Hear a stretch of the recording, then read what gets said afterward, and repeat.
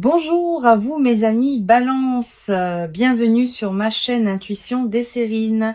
J'espère que vous allez bien. Allez, on va commencer tout de suite. Il y a une fréquence particulière qui appartient aux personnes qui ont accédé à une véritable abondance. Une fréquence qu'on ne peut pas imiter. Une fréquence qui ne s'achète pas avec un compte en banque déjà rempli. Une fréquence qui s'installe d'abord à l'intérieur et qui ensuite, et seulement ensuite, attire l'extérieur correspondant. Cette fréquence, tu es en train de l'acquérir. Pas par hasard, pas par chance, par l'aboutissement d'un travail intérieur que tu as mené souvent, sans même réaliser que tu le menais. Et c'est cette fréquence qui va transformer ton rapport à la richesse de manière durable et profonde. La notion de millionnaire dont je veux te parler dépasse largement le simple chiffre sur un relevé bancaire. Devenir millionnaire au sens véritable, c'est entrer dans une posture intérieure où tu disposes d'une telle abondance de toutes choses précieuses que les manques anciens deviennent impensables. Abondance financière, oui, mais aussi abondance de temps, abondance de relations nourrissantes, abondance d'inspiration créatrice, abondance de moments de paix profonde, abondance d'opportunités qui se présentent plus vite que tu ne peux les saisir. Cette multidimensionnalité de la richesse est ce qui distingue les personnes vraiment abondantes de celles qui ont seulement de l'argent. Et toi, tu es appelé à la véritable abondance, pas à sa version appauvrie.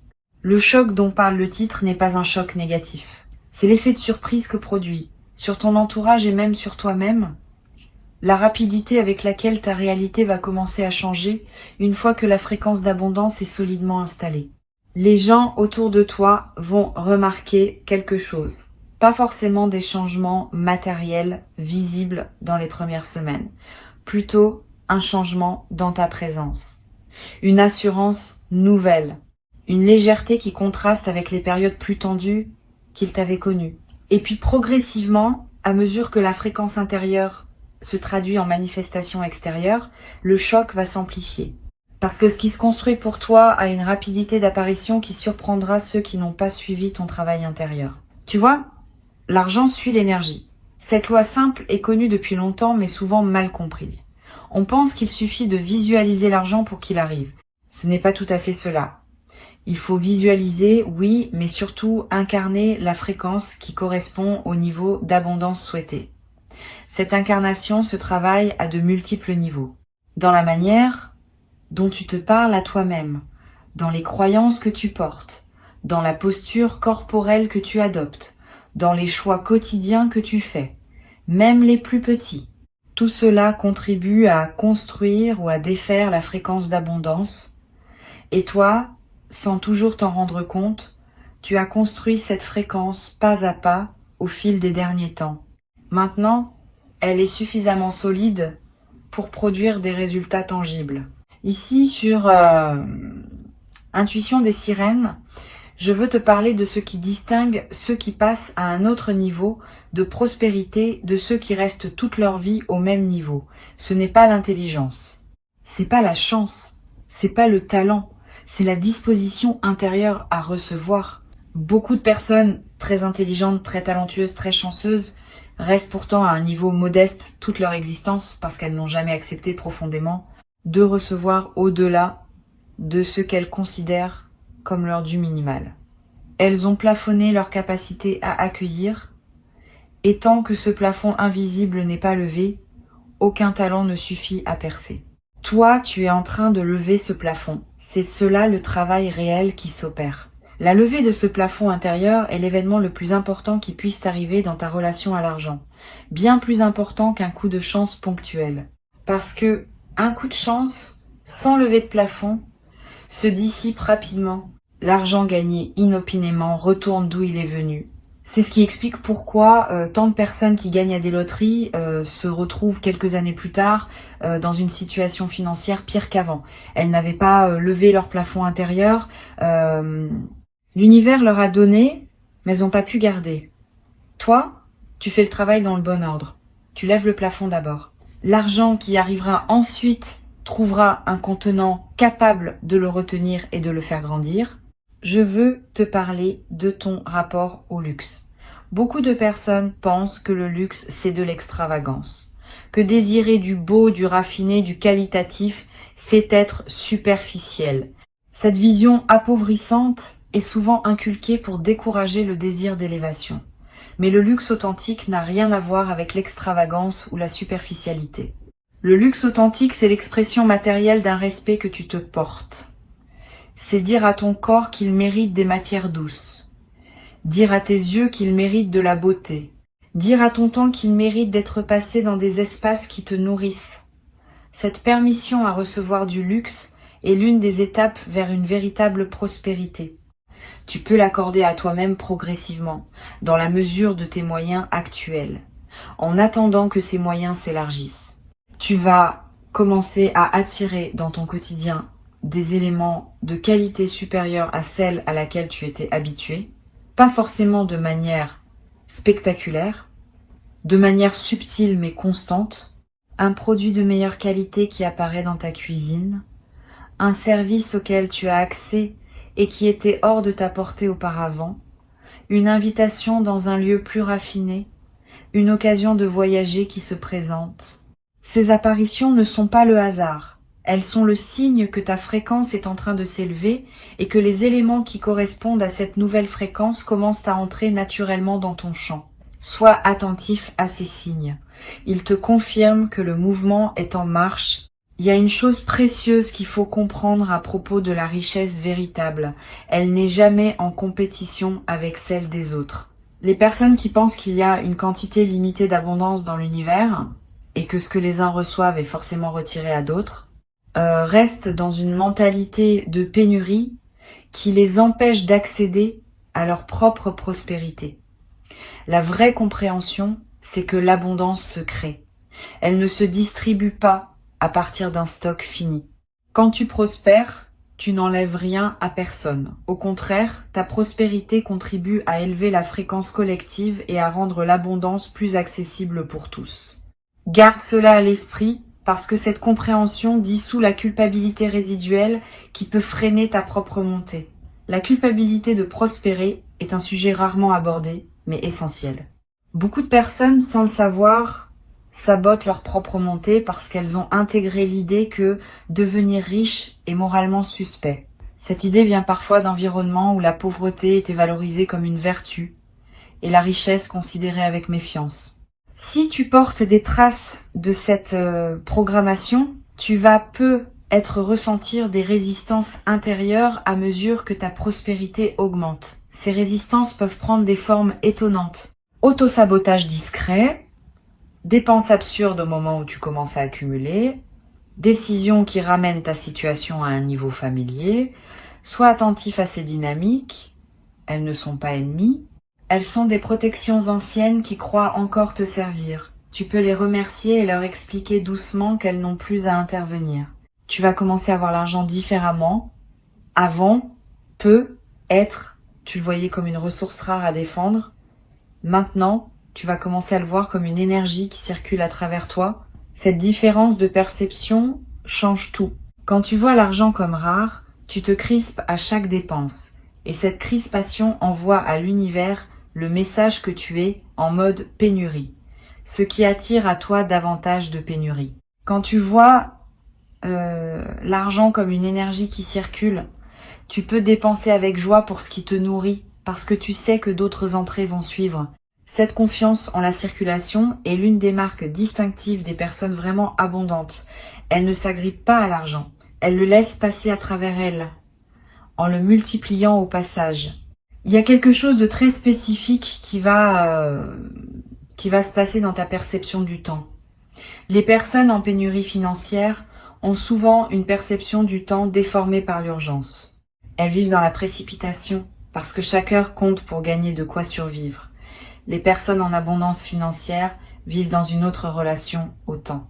Elles peuvent prendre le temps de réfléchir avant de décider. Elles peuvent attendre la bonne opportunité plutôt que se précipiter sur la première venue.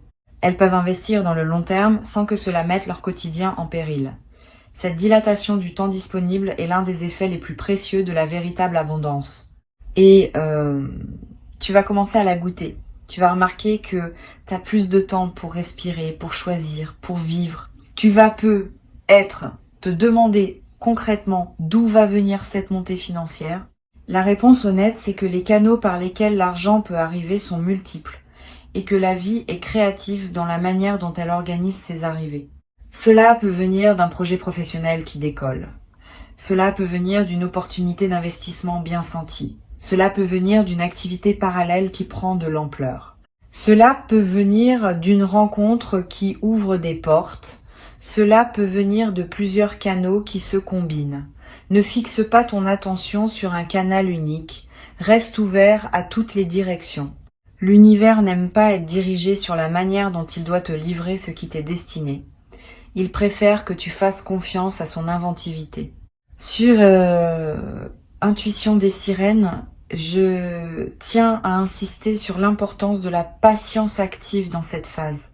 La patience active n'est pas la passivité. C'est une attitude qui combine la confiance que les choses vont se manifester avec l'engagement à faire ce qui est à ta portée chaque jour. Tu ne restes pas assis à attendre. Tu agis, mais sans précipitation. Tu plantes des graines, sans déterrer constamment pour voir si elles ont germé. Tu fais ce qui est juste à faire à l'instant présent, et tu laisses l'avenir se construire à son propre rythme. Cette patience active est l'un des secrets les mieux gardés des personnes qui réussissent vraiment leur parcours de prospérité. Elles ne forcent pas, elles cultivent. Le piège dans lequel beaucoup tombent à ce stade, c'est la précipitation provoquée par l'excitation.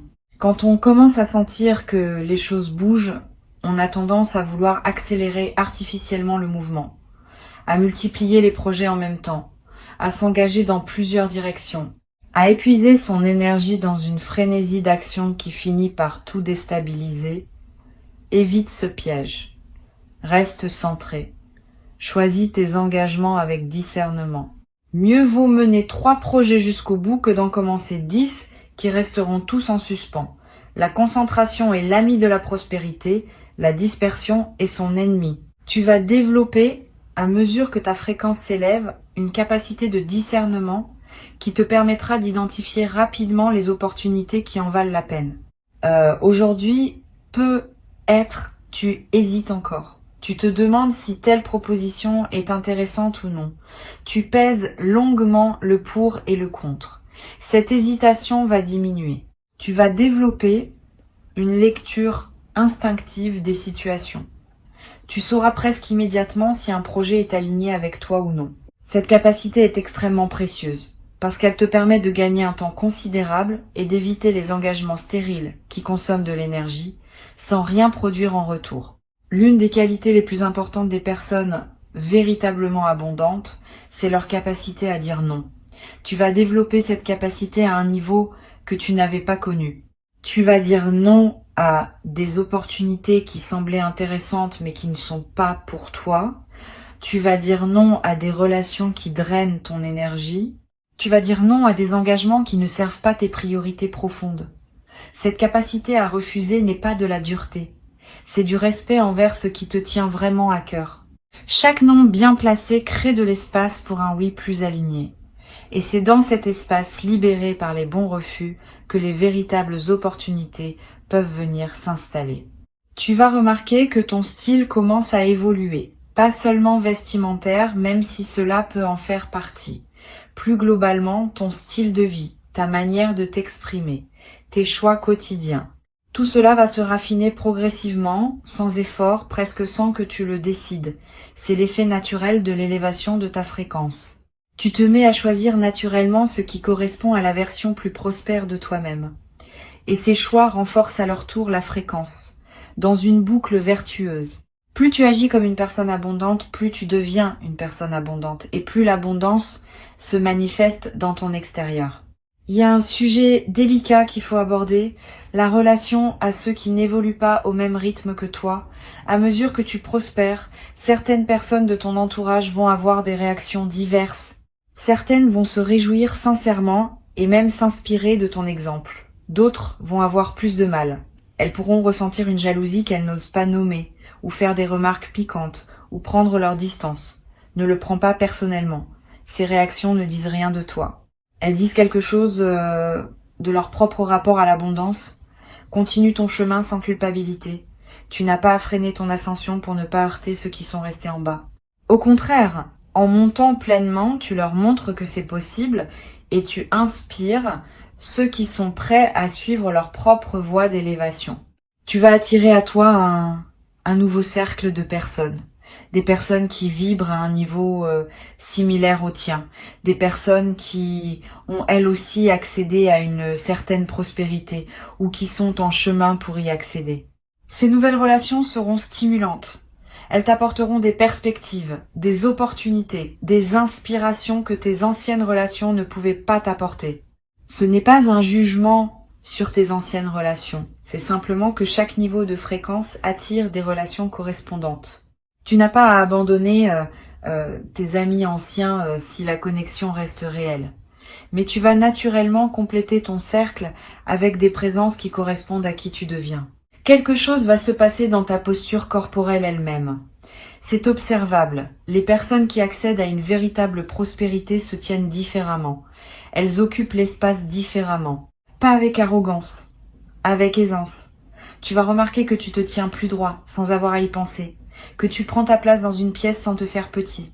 Que tu parles avec un débit plus posé, parce que tu n'as plus l'urgence de prouver quoi que ce soit.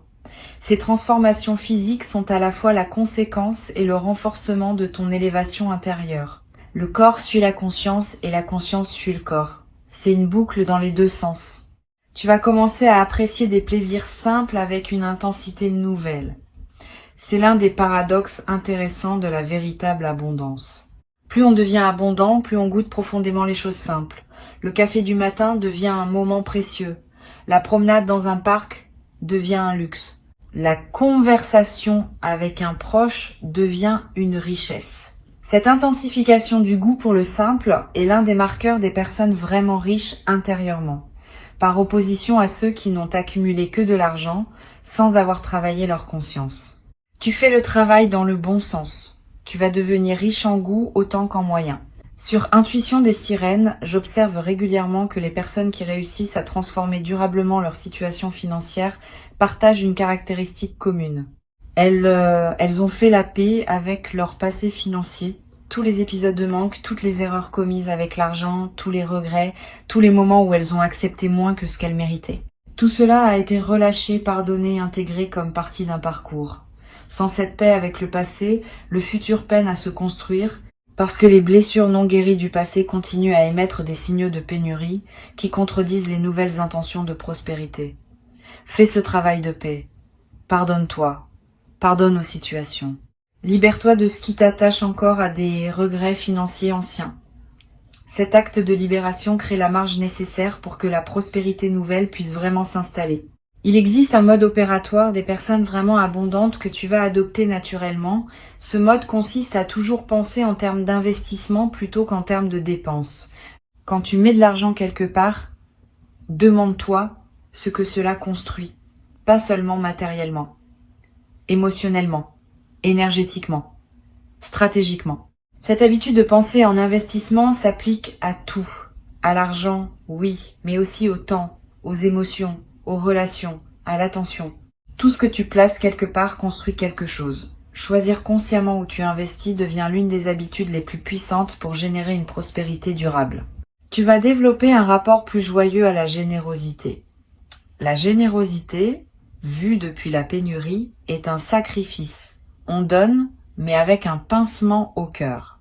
Vue depuis l'abondance, la générosité devient un plaisir. On donne, et le don nous nourrit autant que le receveur. Cette transformation de ton expérience de la générosité va être l'un des plaisirs inattendus de ta nouvelle fréquence. Tu vas avoir envie de partager, pas par devoir, par débordement. Cette générosité débordante a quelque chose de magique. Elle attire à toi davantage encore d'abondance, parce qu'elle confirme à l'univers que tu es un canal ouvert à travers lequel l'énergie peut circuler librement. Une chose importante à laquelle il faut être attentif, c'est ta capacité à célébrer tes propres succès.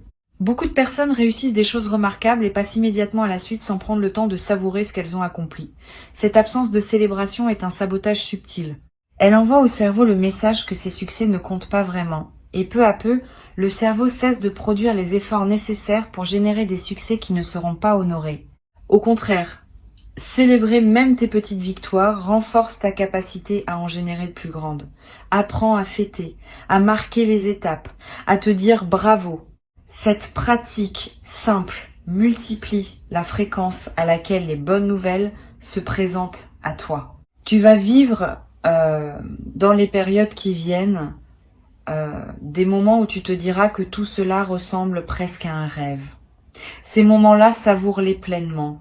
Ne te précipite pas pour les expliquer ou les rationaliser. Laisse-toi simplement émerveiller par le fait que ta vie est en train de prendre une autre forme. Cet émerveillement est en lui-même un acte spirituel. Il honore ce qui se manifeste. Il maintient l'ouverture nécessaire pour que d'autres manifestations puissent suivre. Les personnes qui perdent leur capacité d'émerveillement coupent involontairement le flux de ce qui pouvait continuer à les surprendre. Garde cette capacité intacte. Émerveille-toi souvent. Ta créativité va connaître une expansion notable. La créativité est intimement liée à la prospérité car c'est par elle que de nouvelles solutions, de nouveaux services, de nouveaux produits peuvent émerger. Tu vas avoir des idées, plus d'idées que d'habitude, des idées variées. Certaines pourront être monétisées directement, d'autres enrichiront ta vie sans passer par l'argent. Toutes méritent ton attention. Note-les quelque part. Une idée qui n'est pas notée a tendance à s'évaporer. Une idée notée garde une chance de germer plus tard, parfois bien plus tard, dans des circonstances que tu n'avais pas anticipées. Tu vas peut-être découvrir, avec surprise, que des compétences que tu pratiquais sans y prêter attention ont une valeur que tu n'avais pas mesurée. Ce que tu fais facilement, naturellement, presque sans effort, peut être très demandé par d'autres. C'est l'une des erreurs les plus communes de penser que ce qui est facile pour soi est facile pour tout le monde. C'est pas vrai. Ta facilité dans un domaine est souvent le signe d'un talent réel, qui peut devenir une source de revenus si tu apprends à le proposer. Examine ta vie. Quelles sont les choses que tu fais sans y penser et que les gens autour de toi te demandent souvent? C'est peu. Être par là que se trouve une partie de ta voie de prospérité. Il existe une qualité particulière dans le rapport au risque qu'il faut développer pour accéder à une plus grande prospérité. Trop de prudence empêche d'avancer. Trop d'imprudence ruine. L'équilibre entre les deux s'apprend. Tu vas développer cet équilibre. Tu vas savoir quand prendre un risque mesuré et quand attendre. Cette intelligence du risque est l'une des compétences les plus précieuses dans le parcours de prospérité. Elle ne s'enseigne pas dans les livres. Elle se développe par la pratique, par l'observation, par l'écoute de ton intuition. Et tu es en train de la développer à ton rythme au fil des décisions que tu prends. Tu vas remarquer que ton sommeil change. Quand on est en pénurie, le sommeil est souvent agité par les préoccupations. Quand on entre dans l'abondance, le sommeil devient plus paisible. Tu vas dormir mieux. Tu vas te réveiller plus reposé.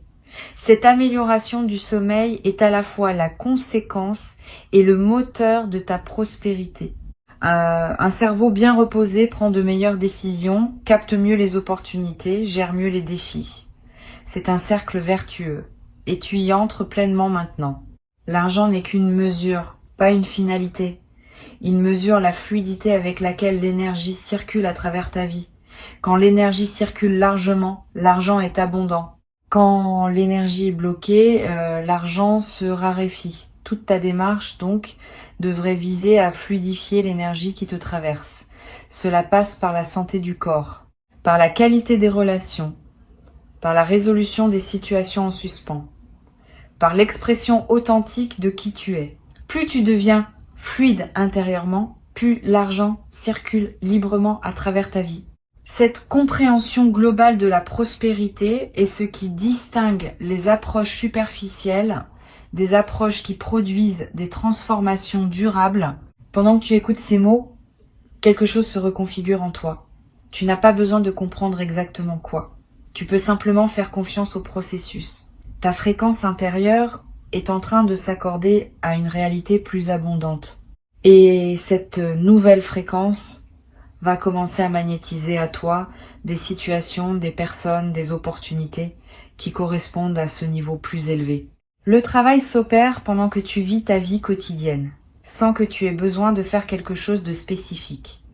Cette compréhension peut soulager une partie de la pression que tu pourrais te mettre. Tu n'as pas à forcer la prospérité. Tu as simplement à devenir compatible avec elle. Et cette compatibilité se construit organiquement, à mesure que tu honores le travail intérieur que tu as déjà engagé. Tu vas, à un moment, avoir envie de remercier quelqu'un, quelque chose, l'univers, la vie, peu importe le mot que tu mettras dessus. Ce mouvement de gratitude qui surgira sera spontané, presque irrépressible. Suis-le. La gratitude exprimée multiplie ce pourquoi tu es reconnaissant. C'est l'un des mécanismes les plus puissants de la prospérité durable. Plus tu remercies, plus tu reçois de raisons de remercier. Plus tu honores ce qui arrive, plus arrivent des choses à honorer. Cette boucle est simple mais infiniment puissante, et elle se déclenche naturellement quand on entre dans la véritable abondance. Garde ces mots avec toi. Reviens-y quand tu en auras besoin.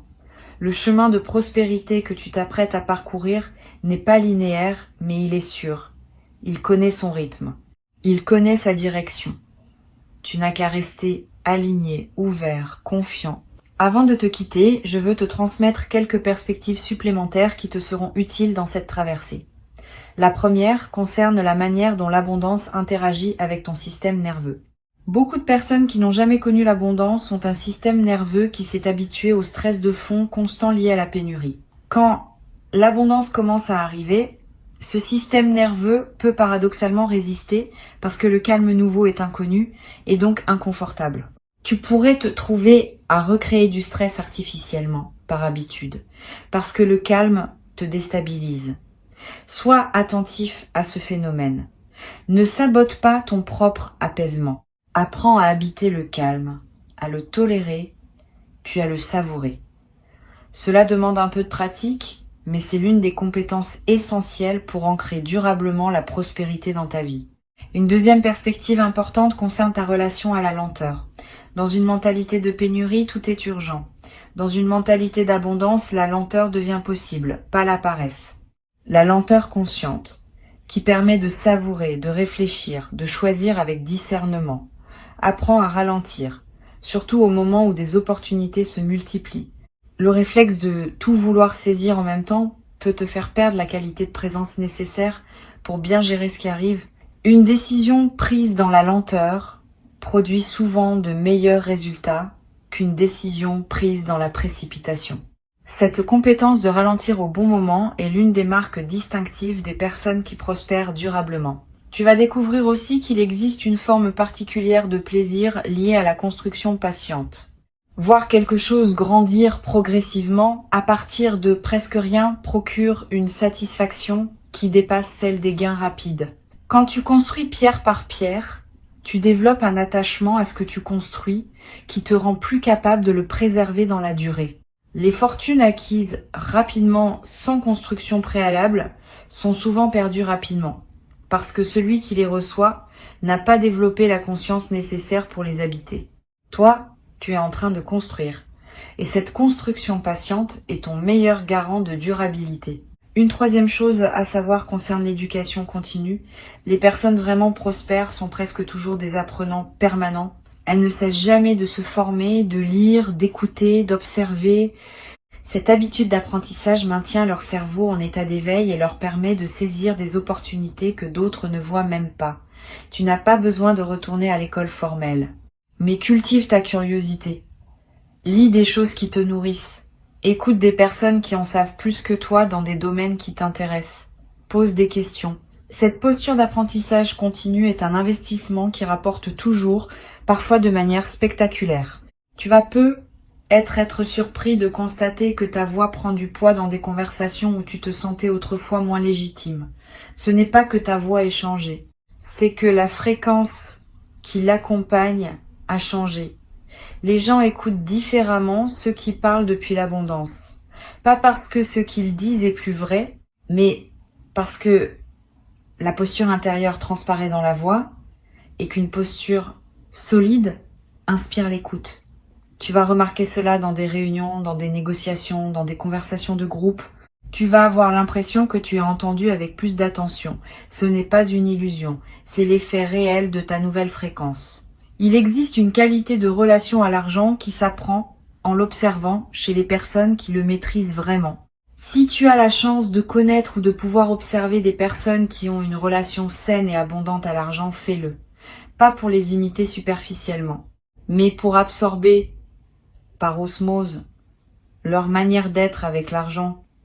La présence des personnes prospères est en elle-même un enseignement, leur calme face aux chiffres, leur capacité à parler d'argent sans gêne, leur générosité naturelle, leur stratégie discrète. Tout cela se transmet par contact, sans qu'il soit nécessaire de demander explicitement. Cherche cette compagnie quand tu peux. Tu vas devoir aussi apprendre à être à l'aise avec les conversations financières. Beaucoup de personnes restent dans des situations financières médiocres parce qu'elles évitent ces conversations. Elles n'osent pas négocier leur rémunération. Elles n'osent pas réclamer ce qui leur est dû. Elles n'osent pas parler argent dans leur couple. Cet évitement leur coûte beaucoup. Tu vas apprendre à parler d'argent avec naturel, comme on parle de tout autre sujet. Cette aisance va transformer beaucoup de tes interactions et va ouvrir des portes qui restaient fermées tant que tu ne pouvais pas les pousser de la main ferme du dialogue financier assumé. Une dernière chose me semble importante à transmettre. La prospérité véritable a une dimension de transmission. Quand tu accèdes à l'abondance, tu deviens, que tu le veuilles ou non, un exemple pour ceux qui te regardent. Ce que tu fais de ta prospérité enseigne autant que ce que tu en dis. Si tu deviens prospère et que tu restes humain, généreux, présent, accessible, tu enseignes que la prospérité ne déshumanise pas. Si tu deviens prospère et que tu te coupes des autres, tu enseignes le contraire. Sois conscient de cette dimension. Tu n'as pas à porter cette responsabilité comme un fardeau, mais à l'habiter avec dignité. Ta prospérité bien vécue contribue à élever la perception collective autour de la richesse. Et cette élévation collective rend la prospérité plus accessible pour d'autres après toi. Et un jour, dans pas si longtemps, tu regarderas en arrière et tu verras à quelle vitesse les choses ont basculé. Tu te diras que tout cela semblait pourtant impossible il y a peu. Et tu sauras que cette transformation a été le fruit d'un travail intérieur qui ne demandait qu'à porter ses fruits et qui les porte maintenant pleinement. Bienvenue dans la version plus abondante de ta vie.